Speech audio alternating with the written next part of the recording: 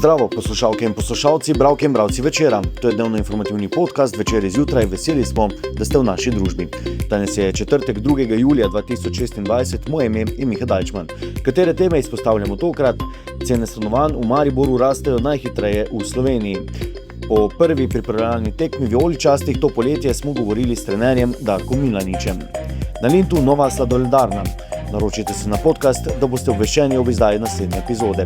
Vseskozi smo z vami na vc.com.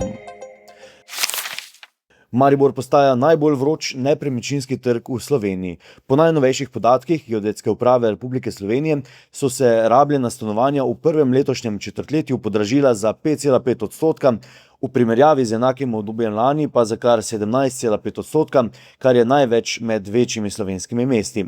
Medtem ko se ljubljanski trg po letih hitre rasti umirja, strokovnjaki opozarjajo, da mariborsko rast poganjata predvsem veliko pomanjkanje kakovostnih stanovanj in premajhna ponudba. Povpraševanje še naprej presega ponudbo, kupci pa prihajajo tako iz Maribora kot iz drugih delov Slovenije.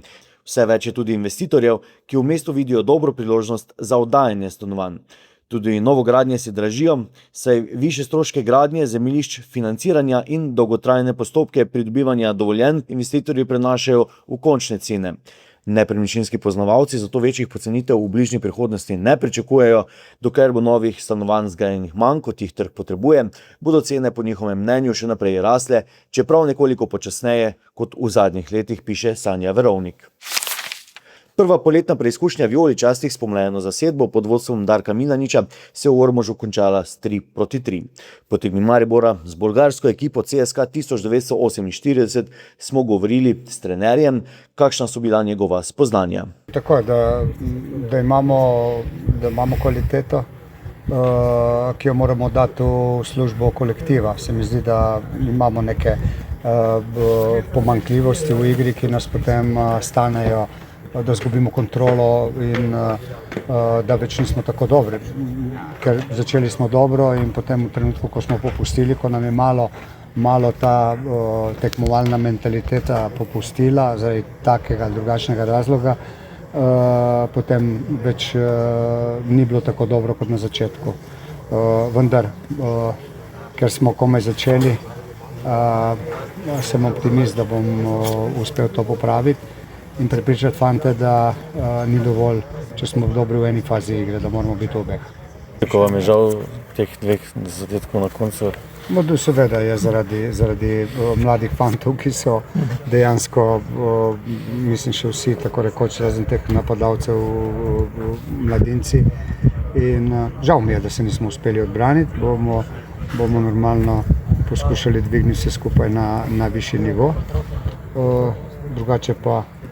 Drugače pa je, ko bi rekel, za vse igralce, ne samo za mlade, super test bil po 10 dnevih nekega skupnega dela.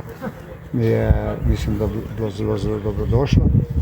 Ker trenerji radi rečemo, da nam tekme potem pokažejo dejansko nek pravi obraz in pot, na katero moramo iti in kaj moramo korigirati. To se mi zdi zelo pomembno, da smo to tekmo igrali, je pa res, da jih bomo imeli zelo malo do prve, tako da to mi je malo žal. Znova gremo na Lent, čeprav mariborska občina ni bila uspešna z razpisom za postavitev premičnega prodajnega objekta za prodajo sladoleda na Lentu, saj nanj ni prispela nobena ponudba, je stari del mesta ob Dravi vendarle dobil sladoledarno. V Splavarskem prehodu je Marko Mihael nedavno odprl Margelato. Mihael je za Večer povedal, da je svojo pot začel s sladoledarno na Bledu. Prepričan je, da ima lokacija ob sprehajalni poti potencial, po njegovih besedah je včasih treba poskusiti na novi lokaciji in videti, kako se bo odzvalo okolje. Zgodbo nove sladoledarne v Mariboru najdete na mariborskih straneh Večera. To je bil Večer zjutraj 2. julija 2026, z vami sem bil Miha Dajčman. Kakovostno novinarstvo lahko podprete tako, da se naročite na tiskani ali spletni Večer, postanete naš sledilec ali bralec na družbenih omrežjih, naročnik naših podcastov in newsletterjev. Tako boste podprli novinarstvo, ki prinaša avtentične vsebine, ki jih pripravljajo naši novinarji in jih drugje ne boste našli.